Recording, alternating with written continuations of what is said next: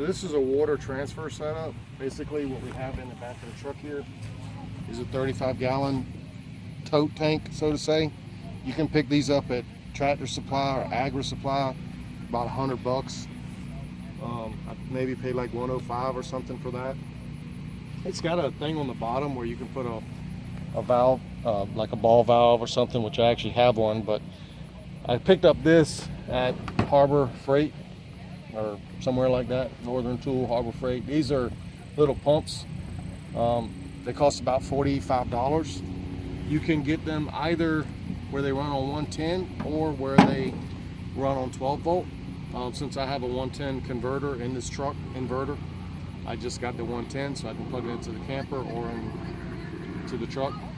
Get you a water hose. This is my standard hose that I use for all of my freshwater applications. As I talked about in another video, I have this bucket that has all of my fittings, pressure relief valves, wire connector, filters. I keep everything freshwater related in this one bucket with the blue top, and everything gray or black related in a separate area. So you hook up this pump to this tank, run this to your freshwater tank, and we've been out here in the Talladega Speedway for 7 days now, 6 days. We've transferred water twice. No problem, that's how you do it. Any questions on that? Shoot me an email. It's pretty simple though, but shoot me an email. Bye. So this here again in our boondocking mode in Talladega. No power around, we've got to make our own. We've got our generator here. In this particular case, I took off, as you saw in another video, I had a pipe modification here where it goes straight up. I take that off. I have a box here, which I just made just for this week. Because it was a hurricane that came through. So I can put this over there, just like that. And it can run, and boom, there you go, you run your generator. The only thing you got to be careful with this is build up of excess heat. Now other thing about when you put a box over your generator like that is it really cuts the noise down. Makes the noise not even half as much. If you're going to build one of these permanently, you would want to make it a little bit wider, a little bit taller, give more airflow around your generator. So we got the generator going around, 30 amp, light here, as I said in another video. And I've probably used maybe 8 gallons of fuel for the week. I'm looking at Jennifer. So it hasn't, maybe.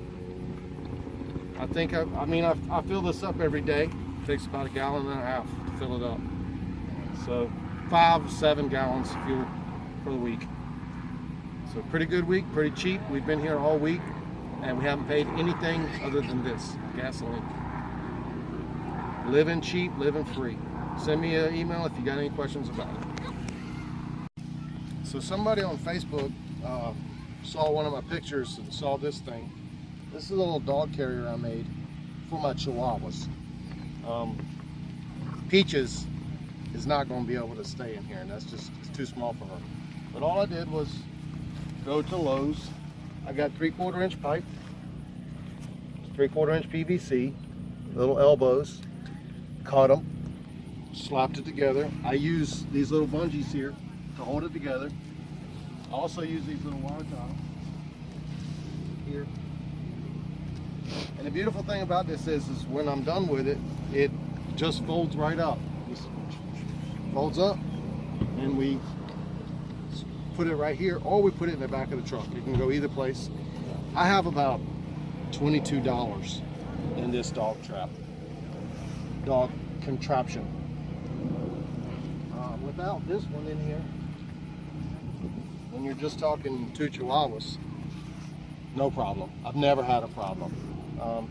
This baby started being put in there just this week, and she quickly jumped over it and knocked it over and so forth. So it doesn't work with them.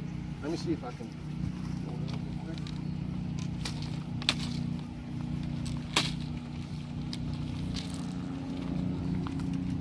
Just like that. And when you're done,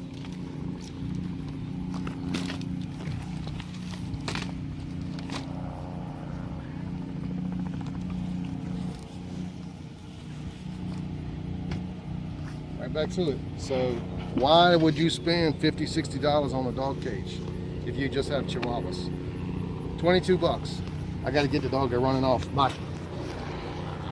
Another camping tip from Rusty. Here we have a generic chalk. I just picked it up. We're at Talladega Speedway right now, but it doesn't matter anytime you're in the southeast. Inside this right here, don't know if we can see it, Black Widow spider.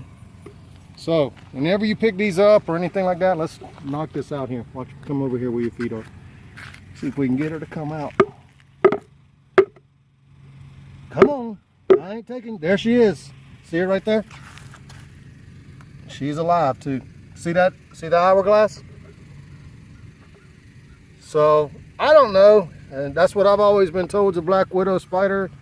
Any of you spider insect people want to tell me different, go ahead, but I'm just saying this is your most common wheel chalk at an RV park.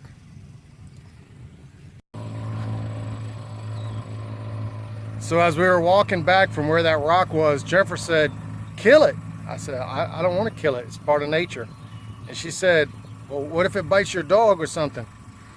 Well, a long time ago, many years ago, I actually got bit by a brown widow. I was cutting some firewood or something with a chainsaw and something bit me. Jennifer saw a spider on my leg and I brushed it off, and about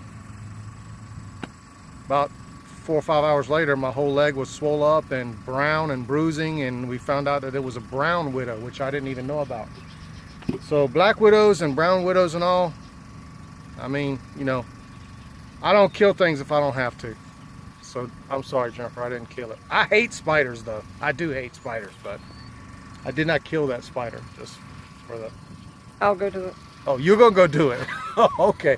If Jennifer does it, that's on her. I put her in a safe place over there by that drain pipe.